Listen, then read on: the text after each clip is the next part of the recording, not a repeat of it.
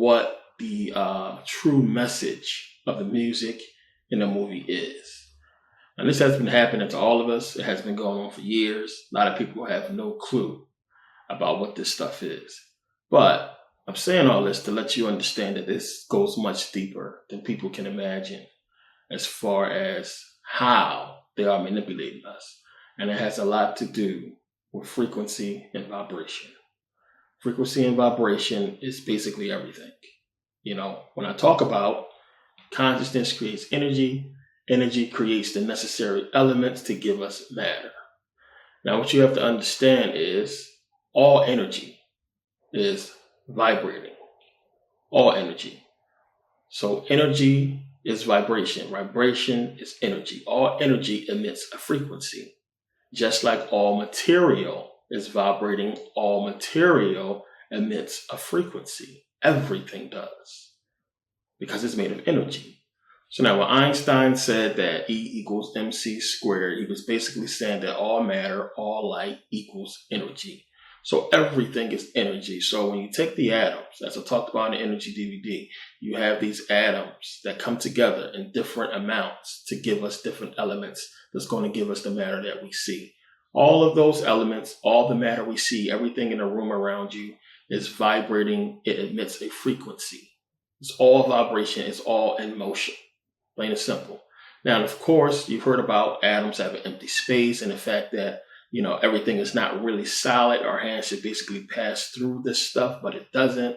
And how nothing is actually touching, how everything is basically, pushing off because of magnetism or what have you. All this stuff basically goes back into, the force, the electromagnetic field, the fact that there's vibration and energy happening in the atoms of everything that we see around us. And we can't really detect anything on a quantum level. We can't see this stuff because it's ultra small. But you have to think about it in different contexts. When you think about like a propeller on a plane, now before the propeller starts spinning, you can see space. You can see the space around the blades. It's space in between. We know this space is there, but when the blade starts spinning, you can't stick your hand in that space. Plain and simple.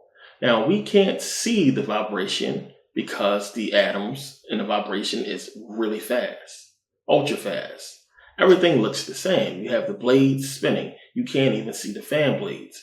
But if you try to stick your hand through it, knowing that it's actual empty space there, of course, your hand will get cut off. But it's a blur. It's going so fast. But it's going at a detectable speed. We know, we can see the speed. You can see that it's spinning around so fast. But you have to understand that on a quantum level, the atoms are moving at an ultra, really high speed to the point where we can't even see it. It doesn't look like it's even moving. Now, have you ever seen a superhero movie when it moves so fast, everything around them is like, going in super slow mo, but they moving at regular speed. They're moving so fast that the human people around them can't detect their speed. 1 minute he's there, next minute he comes back, and you're like, before you complete the sentence, he done went somewhere and came back and did something before you can finish talking. So to you, from your perception, it didn't look like he moved at all. This is how fast this vibration is happening, how fast this stuff is going on. So another example, always use Dragon Ball Z. If you've seen Dragon Ball Z, if you remember the Frieza saga, when Goku first got to Namek and he fought the Ginyu Force. Remember, after he defeated Raccoon, he was going against chasing Berta.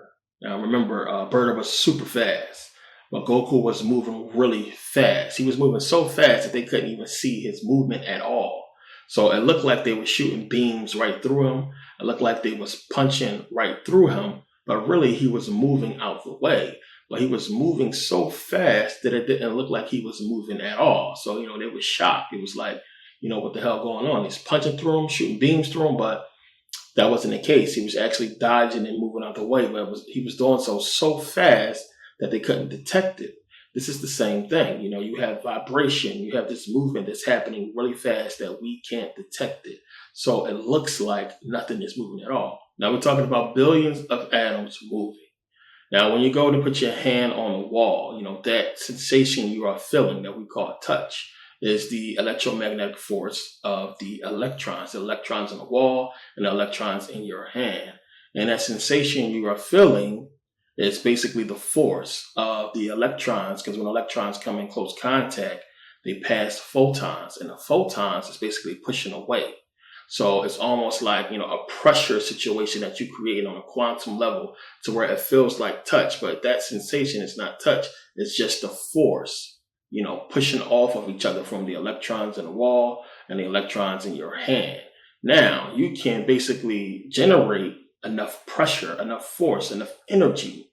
If you generate enough energy to basically break through the force of the electron, then you can punch through a wall. You just broke through it. And that takes a lot of force, of course. So this is how things are broken. You have more force in one than in the other. If you don't generate enough force to break through, the electromagnetic field, the force that's there, then, you're just going to have a feeling sensation. Now, since all vibration, you have things vibrating at different frequencies. They are dancing. You heard people always say, well, atoms dance. They do a different dance. So atoms in the wall versus the atoms in your hand are basically dancing different ways, moving different ways. So of course the atoms in the wall are moving differently from, let's say the atoms on your couch. You feel your couch, it feels completely different from a wall, of course. So of course atoms in different material is vibrating and moving at different rates of speed, different frequencies. So when you touch them, they have different feelings. And this is why things feel different ways, because of course those atoms are coming together to create different elements, which is going to create different material. So of course it's not going to feel the same, it's not going to be the same, it's not going to look the same or sound the same or what have you. So, when we say everything is made of atoms, of course when atoms come together, they are not all alike anymore. You have these elements now, even though, we go back to atoms. And this is what you're getting the different frequency from and vibration from, these different elements, these different materials that's giving us different vibrations, different sounds, different tastes, smells, or what have you. All of this stuff comes down to vibration. It comes down to energy. So we have vibration, we have frequency. Everybody knows vibration, something vibrating. A lot of people are not completely clear on frequency. Frequency, what is that? A lot of people, when they think frequency, they think about, a radio station, tuning your channel or tuning your radio to a certain frequency.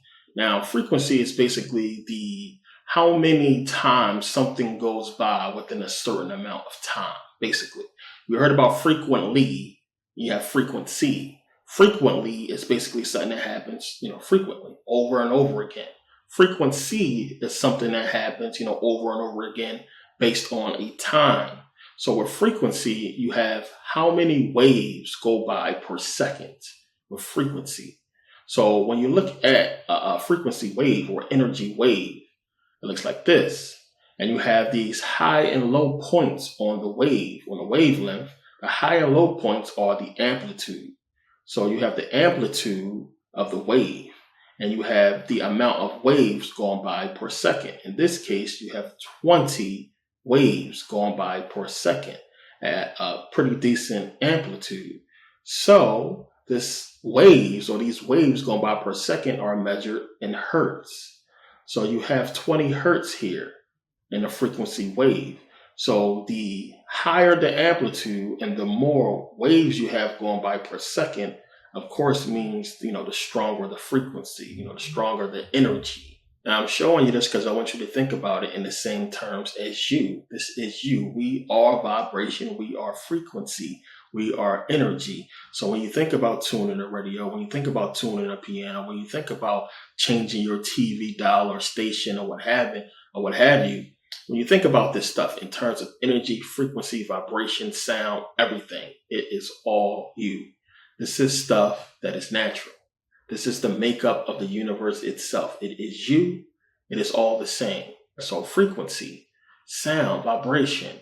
Think about it in the universe. When you have sound, you have things, sound bouncing off of something. It needs some kind of material to bounce off, to keep going. Sound travels. Vibration. If you have air, you can still have vibration. You can still make sound travel through the air because the air is something. So all of this stuff deals with you and the makeup of you. All this stuff goes back to who you are and how we was created, how the universe began to create everything in existence. So everything in existence, you're going to find deals, again, vibration, frequency, sound. It all goes back to energy and consciousness. Now, we've all seen cymatics. With cymatics, they basically use vibration and sound. They use frequency to create these patterns, to create these shapes. This is the same thing that took place in the universe. Everything is made of stardust. So they use the sand to kind of represent that with vibration and sound, with frequency, you can create these patterns. This is what happened in our universe so long ago. You had stardust, you had the vibration, the frequency of the universe, the energy bring together planets, form galaxies, form moons, and so many different things that we see out there in space. This all came together due to music. Just like math, we didn't create math. We didn't create music. We just discovered that it already existed before we did. Music has already been here. So when you have this vibration, when you have these frequencies playing out in space, it creates sound. You've heard that, there's no sound in space, but they have already proven that wrong. Of course there's sound. You have a certain field, a certain parameter in which you can hear. Certain things you cannot hear don't mean they don't exist. But you have different instruments that you can use that can actually pick up sound in space. They have done so already. But this is what happened. This is how all this stuff comes together with sound, vibration, frequency. Planets formed, things formed and came together because of energy. So understanding one, vibration, light, sound, all of this stuff, frequency as well, all of it is energy. It all goes back to energy, which goes back to consciousness. So consciousness creating energy vibrating, putting out frequency, creating these different atoms and elements to give us creation itself.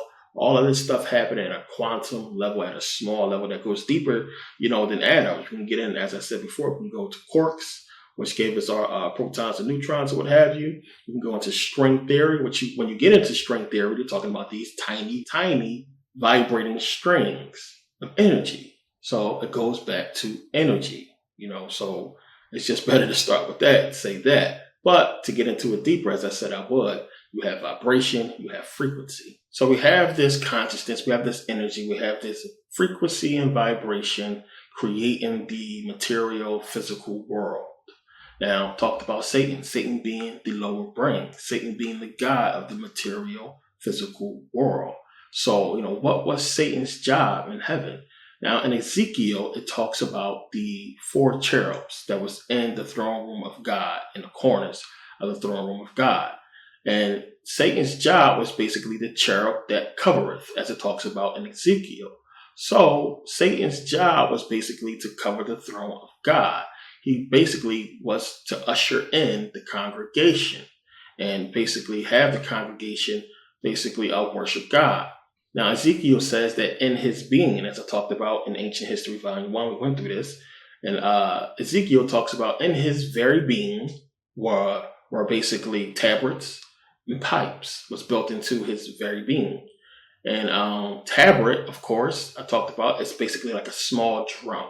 They have different tabrets, but it's basically like a drum. It really goes back to colonial times and before that, where you have a person with a tabret basically play the drum to basically keep on step the person playing the fife, which a fife is like a small flute. But it denotes sound, music being played. So you're talking about music in his physical being, pipes, drums. When you think about pipes in somebody's physical being, you think about these pipes being their what? Their organs. Organs. So organs have pipes. And it's not a coincidence or a play on words that organs sound the same as an organ, which is a musical instrument. They know what they're doing. They did this with the English language for a reason. And it's, the same reason why you see when somebody's playing an organ, there's always something evil, Phantom of the Opera, or like a ghost or somebody playing the organ to denote, evil, something evil. But it has pipes. Now, when we say a person has pipes, they can blow, they can sing. This is what we mean. Now you have to understand your vocal cords is basically a 2-band tissue in your larynx. Your larynx is in the top of your trachea, which your trachea is basically your windpipes. Your windpipes. So you have air from your lungs that passes through your vocal cords that creates this, unique sound. That unique sound, of course, is the sound of you, your voice. You have a different voice, different from everybody else. So when this air passes through your vocal cords, they vibrate, vibration to give you your unique sound. So when you go back to Satan and you think about, what was Satan's job? He had these musical instruments built into him or what have you. His job had to be choir director. He was the choir director. He ushered in the congregation to praise God. How do they praise God in church today? With song. They sing. This was Satan's job. This is what it's alluding to in the Bible. Remember, they give you subtle clues and tips, little hints. They don't give you 100% clarity, but when you pay attention, this is exactly what it's talking about. So you have the choir director or the choir, singing these songs and praising God and creating music, creating sound. In church, they pass around the hymn, which hymn goes back to Greek hymnos, which another way we can look at and say how the Greeks, as I always say, created the Bible. But hymn goes back to hymnos, which is Greek. So understand when you see a preacher, allowing a gay person to run a church choir, or you always go to church and you see like a gay person playing the organ, or you always hear preachers refer to a gay person at a church that's running a choir or playing an organ. This is all Masonic code. All of it. Trust me. Because first of all, if you're true to the religion as a preacher, most of these preachers, you see what they do when they come across a homosexual, they try to cast demons out or what have you. It's bullshit. The ones that allow it are the ones who are probably Masons. They do it to show Masonic ties. And it's a secret thing that a lot of people who only in secret societies will understand what they're doing, but it's alluding to Satan. It's alluding to a lot of different things. So they're showing you that, hey, I understand sound, I understand frequency and vibration, I understand what this stuff goes back to, I understand that Satan goes back to frequency and sound, Satan deals with material, I know all this stuff. So I'm going to let this gay dude run a choir, I'm going to let this gay dude play the organ or what have you. And this is all to show what this stuff is going back to. And to you, regular Joe Blow, it's just seemingly, what is it? It's no problem. It's just, dude playing the piano, dude singing in the choir. I don't get it. But this is the stuff they do. This is why I wanted to touch on that in the beginning about Masonic codes and initiations and what they do in movies and everything that they do.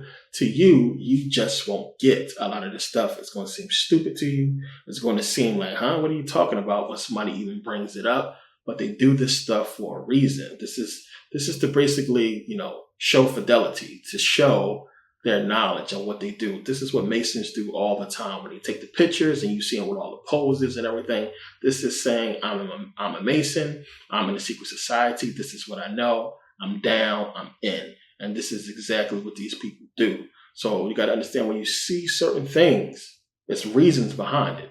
So when you understand that, Satan's job was music, you understand now about the music industry and why it's surrounded by Satanism and all these so-called Illuminati, satanic codes or what have you.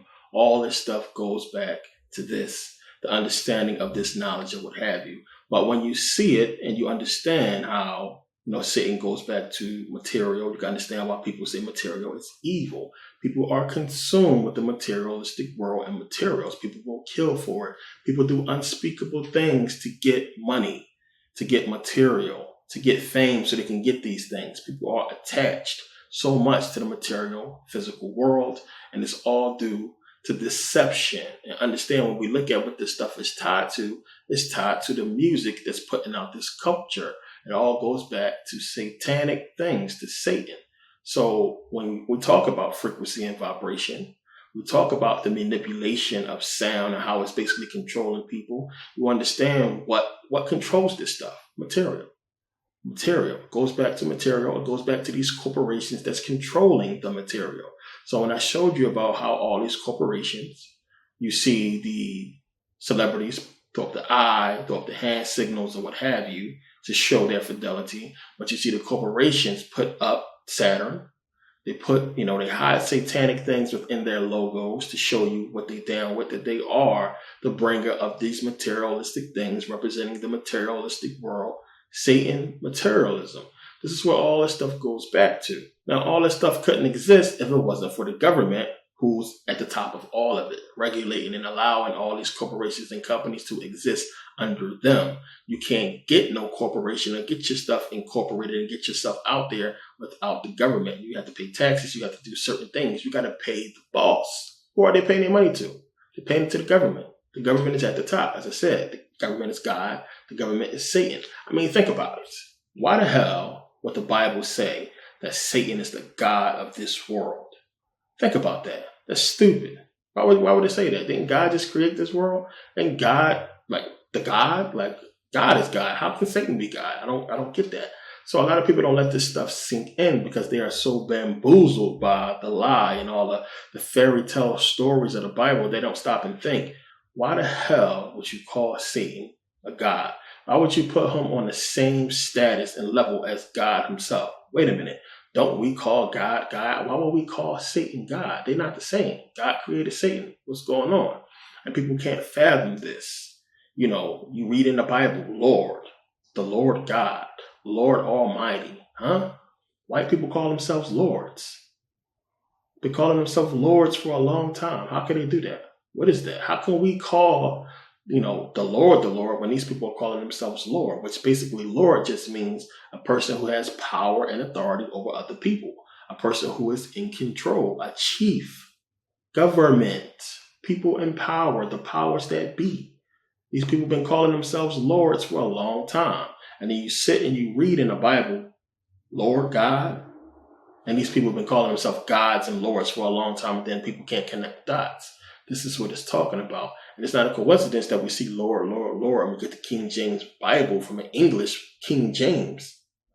Think about it. And people are just so blind and oblivious because they don't understand that their mind is being controlled by the frequency, by the vibration, which we'll get into more. It all goes back to Satan, controlling the material, physical world that we live in. So we can look at this thing and say, well, so what? Frequency and vibration, they're talking about Satan. Satan is not real. We get it. Yeah, it goes back to frequency and vibration. But this stuff is deeper than you can imagine.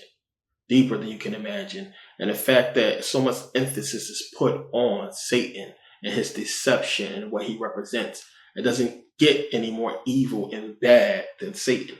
Not to say that frequency and vibration is bad, because it goes back to energy, it goes back to you. You are Satan. You are frequency and vibration. So understand that. It's why they're using Satan and saying this dude is the worst being of all ever. Even though he's fictional, he still represents that. And you got to understand, when you believe in something, if everybody believe it, then it basically is real. It comes true, plain and simple. And that's something we'll touch on. But even though he's not, and you have people that are skeptical about his existence, it is what it is. Nonetheless, what he represents goes back to these things, and it's basically a danger warning for a reason about Satan, which we're going to get into, because you got to understand. So one, you have vibration, frequency, energy, all out there traveling throughout the cosmos, all throughout our physical material world, everywhere. We are transmitters, we are receivers, and we are receiving and transmitting these frequencies that is all everywhere, that is all over the place. And we transmit this stuff, and we decode it into basically what we call our senses, hear, taste, touch, smell, or what have you. And this is how we decode this information. So now all this stuff is what? Electrical signals interpreted by the brain, just like Morpheus said. And that's all it is. Remember, energy, vibration, all this stuff is electrical signals. This is what we get interpreted by the brain into what we call our senses: taste, smell, touch, sight, or what have you, all that stuff. We'll get into that a little bit more deeper. But that's what it is. So they're using all this stuff against us. Now, when you transmit all this information, you're transmitting it right into your consciousness, and it's being stored within your subconscious, whether you understand that or not. Whether you consciously understand what you just took in or not, your subconscious does, and it's storing this information, and it's in there.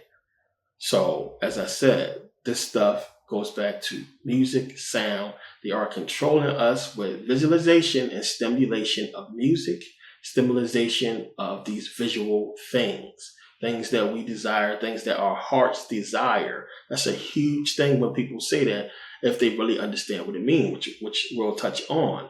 But it's a big thing. So we have this stimulation. We have this music that we have been listening to all of our lives. Now, how many of you have heard about the controversy between the music frequencies? That's a big thing. A lot of people don't understand. A lot of people don't know what this stuff was about. But I'm going to settle the whole thing right here, because you'll see about it as you go into studying what we're talking about here, after you do your own research, of course. Now, you have the whole argument that 432, which is the normal frequency for music, 432 hertz, 432 hertz, supposedly being transformed into 440 hertz. And you have a lot of people complaining about that, saying they don't sound the same, or they're doing this to mess with our frequency, they're doing this to mess with our minds, or what have you. And a lot of people are obsessed with the 432 and the 440. So now the 432 hertz is supposed to resonate with the earth, with love. It's supposed to resonate with our DNA. It's supposed to resonate with so many different frequencies. 432 is supposed to resonate with the pyramids. It's supposed to resonate with Stonehenge and so many different things. The sun, the moon, so many different things we find 432 in. It is a resonant frequency that we resonate with, that we dealt with since the beginning of time. It's an amazing frequency. And 432, when you add it up, it's 9. 4 plus 3, 7 plus 2, 9. So 9, what is that? And that's a huge deal that we're going to get into, that some of you probably know about, but probably not as deep as we're about to go into now. So 9 is the most significant number in the universe. 9 has existed long before we ever call it 9. 9 represents the divine completion. 9 is the end all be all, because once you are completed, so shall you be. So 9 is called a divine completion. 9, we know, is the last number in the counting system. You have 1 to 9, 0, 0, and then that's it. Everything else, of course, is a combination of those numbers. So 9 represents divine completion. 9 is the most significant number. 9 is everywhere. So now, when I first started studying Nikola Tesla, which was a long time ago, Nikola Tesla made a big difference in my life personally. I don't talk about him that much, but if it wasn't for Tesla, it wouldn't be a Merkaba, put it like that, as far as me having that name, which I'll talk about. But Tesla did so much. Tesla was a genius. And he discovered a lot.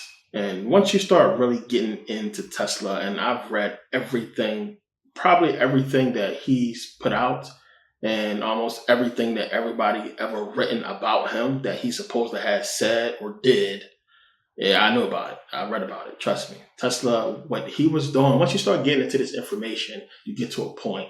Some of the people that you'll come across, you'll understand their significance and the contribution that they gave to humanity. And it's a select few that did outrageous things to me. And this is just blowing it out the water. When you start studying the man, you'll understand. To me, it's not too many people that come close to what this dude discovered. And what this dude discovered is mind-boggling when you understand it to its totality, which is why they let him rot away in a fucking hotel room, and they basically made sure he could not get any of his inventions really off the ground, that he could not unleash the unbelievable knowledge that he had, that he learned from your ancestors, from the Egyptians. So, of course, at the top of my list would, of course, be, the Egyptians. But right under them is Tesla, because Tesla gave us a lot. But he gave us basically what our ancestors left for us in Kemet that's still waiting for us today to discover, which is why I study Kemet so hard, because it's all there. But Tesla is a key into all of that, which you'll understand as we go along.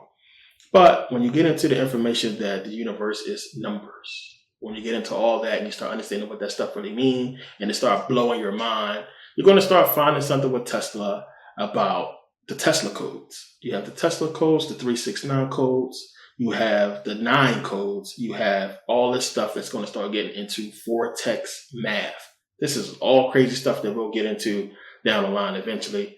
But it basically goes back to Tesla, goes back to the ancient Egyptians and what Tesla has discovered about the Egyptians. So now Tesla is studying, all of this stuff, and he understood about vibration and frequency and sound, and that this stuff goes back to numbers. And obviously, of course, the powers that be did as well, which is why they stifled them. But when he started getting into this stuff, he found out some interesting things about the pyramids of Giza. Now, when you get into all this stuff with the ancient Egyptians, it all goes back to the number 9, and I'll explain in a little bit what it has to do with music and the 432 hertz, because it all matches up. It all goes together. It's really deep. So, with ancient Kemet, of course, they knew about 9. Tesla understood this. And it's a lot of freaky stuff that we already know about the number 9. Again, as I said, it is the N of the counting system. 9 is just N. Everything else is extra numbers. But we also know that any number times 9 equals 9. When you add all the numbers together, except 9, it equals 36, which 3 plus 6 equals 9. You have a circle, which is 360 degrees. 3, 6 equals 9. Half of a circle, which is 180 equals 9. Half of that, which is 90, you have 9. Half of that, which is 45, you have 4 and 5 equals 9. If you keep going down, you're going to keep finding 9. So, you have half of 45, which is 22.5. Half of that, which would be 11.25. 1 plus 1 plus 2 plus 5 gives you 9. You want to keep going, we go half of that, which would be 5.625, which equals 18. 1 and 8 is 9. We can keep going down and down and down. In every instance, you will find half of will always equals 9. It always equals 9. So we've seen the documentaries about the pyramids, and they talk about the speed of light and what have you, and all these other things that they have put into the Great Pyramids. So we look at the speed of light, which is 186,282, which if you add those numbers together, you'll get 27. 2 and 7 equals 9. We equal 9 if you do the 666. 6 electrons, 6 protons, 6 neutrons. 666 gives us 18, gives us 9. You are carried for 9 months. Woman, she's carried a baby for 9 months. So we find 9 everywhere. And it's so deep that a lot of people have absolutely no clue where this stuff goes. Now, also, if you put it in any kind of symmetrical shape, like a square or triangle or octagon into a circle, every single one of those angles at every point will equal to 9. I mean, it's crazy. It's mind-boggling. When you look at the flower of life, the tree of life, all the angles, everything, all equal 9. It's mind-boggling when you think about it. So when you think about consciousness moving, when they show you the creation of, the tree of life, the flower of life, and what have you, they always show you the circle. And that's 9 right there. And when consciousness moved and created the next step, and I showed you guys this in the energy video, we have 9. All of those breakdowns is going to give you 9. It's something that's completely amazing. So, Tesla, in studying, pyramids, Tesla figured out that the pyramids, of course, were energy generators, plain and simple. Energy generators that not only generated energy, but they produced sound. They had a concentrated frequency and vibration and produced sound because of the acoustic properties of the pyramids themselves. I just came out of the pyramids when I was in Kemet, and I was up there in the acoustics room. Unfortunately, my phone overheated and I couldn't record anything. I think everybody's phone overheated, and you couldn't bring cameras in that place. But it's amazing. And you can make noise and you can hear it, and it vibrates, crazy. It's an unbelievable experience. But he took all of this information and he said to himself, well, this stuff it's an energy fucking generator. So that's what it is. These people had wireless energy. They understood 9. As I said, studying Tesla is how I came up, is why I use Merkaba. One, when you take tetrahedron, you take one tetrahedron, you take two tetrahedrons. First tetrahedron is basically like a three-sided pyramid when you look at it. You have one that fits into a pyramid shape, but when you take two, you not only get a shape that can fit perfectly, inside of the Great Pyramid, but it creates a Merkaba. So you have a Merkaba that can fit inside of the Great Pyramid. This Merkaba has 8 vortices. When you add those vortices together, you get 36, which 3 and 6 equals 9.